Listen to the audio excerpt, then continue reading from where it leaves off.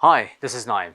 Today I'm going to talk about a few phrasal verbs that are very important for our conversation.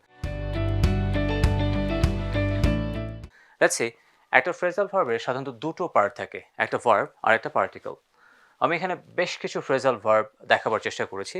Let's see how can we use smartly. Clear? So, number one, আমরা দেখতে পাচ্ছি get.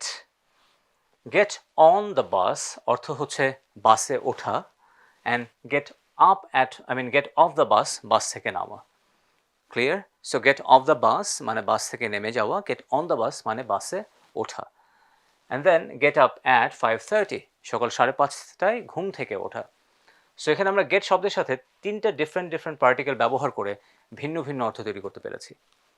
দেন আমরা এখানে turn শব্দের সাথে দেখব, turn শব্দের সাথেও আমরা বেশ কিছু ডিফারেন্ট পার্টিকেলস ব্যবহার করে আমরা নতুন নতুন অর্থ তৈরি করব. কিভাবে এটা হতে পারে? যেমন turn on the television. Turn on the television মানে কি? টেলিভিশন অন করা. Turn on the light, light on করা. ক্লিয়ার? হয়তো রুমে লাইট অফ ছিল, then you can say please turn on the light. Turn on the radio, রেডিওটা on করা. Turn off the light মানে লাইট বন্ধ করা. You could say turn off the television, no one is watching it, so please turn off the television. কেউ যেহেতু এটা দেখছে না, so turn off the television, টেলিভিশনটা বন্ধ করো. Turn off. Then turn down এর অর্থ হচ্ছে ভলিউম কমিয়ে দেওয়া. So turn down the television অর্থ হচ্ছে টেলিভিশনের ভলিউম কমিয়ে দেওয়া. টার্ন ডাউন শব্দটা দুটো ভিন্ন ভিন্ন অর্থে ব্যবহার করা যায়. যেমন আমরা বলতে পারি টার্ন ডাউন দ্য ইনভাইটেশন, ইনভাইটেশনকে প্রত্যাখ্যান করা. সো টার্ন ডাউন শব্দটা, এই ফ্রেজটা কখনো কখনো রিফিউজ করা অর্থ ব্যবহার করা যায়. So turn down the television, টেলিভিশনের ভলিউম কমানো. টার্ন ডাউন দ্য ইনভাইটেশন অর্থাৎ ইনভাইটেশনকে প্রত্যাখ্যান বা ডিনাই করা. Clear? And then turn up the television এর অর্থ হচ্ছে টেলিভিশনের ভলিউম বাড়িয়ে দেওয়া. Am I clear? Now, let's say go on and go off. Go on মানে চালিয়ে যাওয়া. Go on talking with your friends. তুমি তোমার বন্ধুদের সাথে কথা চালিয়ে যাও. Clear? Go off মানে হচ্ছে কোনো একটা জায়গা ছেড়ে চলে যাওয়া. Let's say আমি একটা এক্সাম্পল বলতে পারি যে Mr. Rafiq went off and forget his bag. So Mr. Rafiq হয়তো went off মানে হচ্ছে সে চলে গেল এবং তার ব্যাগটা সে রেখে গেল. So went off, চলে যাওয়া, লিভ করা. দেন put something on মানে কোনো একটা কিছু পরিধান করা. যেমন you can say please put on your coat. Put your coat on, তুমি তোমার কোটটা পরিধান করো. এখানে আমি দুটো ওয়েতে কথাটা বলতে পারি. Put your coat, put something on, put your coat on. অথবা আমরা চাইলে এটা এভাবে বলতে পারি put on something অর্থাৎ put on your coat, তুমি তোমার কোটটা পরিধান করো. সো put শব্দের সাথে আমরা ঠিক এভাবে দুটো আলাদা পার্টিকেল ব্যবহার করে ভিন্ন ভিন্ন অর্থ তৈরি করতে পারছি. এরপরে take off is a very important phrase.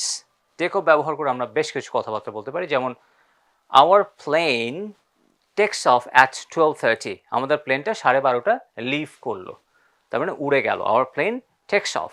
Take off মানে গ্রাউন্ড লিভ করা. এটাকে আমরা আরও একটা অর্থ ব্যবহার করতে পারি, like let's say mister Rahim took off his shoes. Mister Rahim তার জুতোটা খুলে ফেললো. টুক অফ মানে খুলে ফেলা. রাইট? সো আমরা এখানে টেক শব্দকে বেশ কিছু ভিন্ন ভিন্ন অর্থে ব্যবহার করেছি. আমি আর একবার একটু রিভাইজ করছি. So just see that. Get up মানে ঘুম থেকে ওঠা. গেট অন মানে গেট অন দ্য বাস, বাসে ওঠা. গেট অফ দ্য বাস, বাস থেকে নেমে যাওয়া. এরপরে turn, turn on the TV and turn off the TV. এই দুটো ডিফারেন্ট অর্থ. টার্ন অন মানে কোনো কিছু অন করা, টার্ন অফ মানে বন্ধ করা. টার্ন আপ মানে ভলিউম বাড়ানো, টার্ন ডাউন মানে হচ্ছে ভলিউম কমিয়ে দেওয়া. এখন টার্ন ডাউন দুটো ভিন্ন ভিন্ন অর্থে ব্যবহার করা যায়. যেমন টার্ন ডাউন দ্য টেলিভিশন, টেলিভিশনের ভলিউম কমিয়ে দেওয়া. টার্ন ডাউন দ্য ইনভাইটেশন, ইনভাইটেশনকে ডিনাই করা. ওকে? এরপরে আমরা দেখেছি গো অন মানে চালিয়ে যাওয়া, গো অফ মানে লিভ করা. Then put on something অথবা put something on. They provide the same meaning but you can use it differently. Like put on your coat, put on your t-shirts. অথবা put your t-shirt on, put your coat on. You can use it. And then take off your shoes. So তুমি তোমার জুতাটা খুলে ফেলো. Or you can say our plane takes off at 12:30. আমাদের প্লেনটা ঠিক 12:30 ছেড়ে যায়. Clear?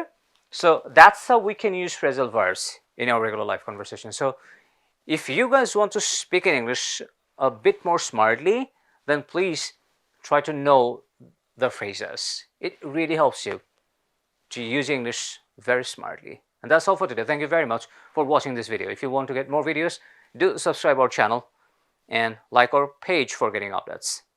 Thanks once again. Goodbye.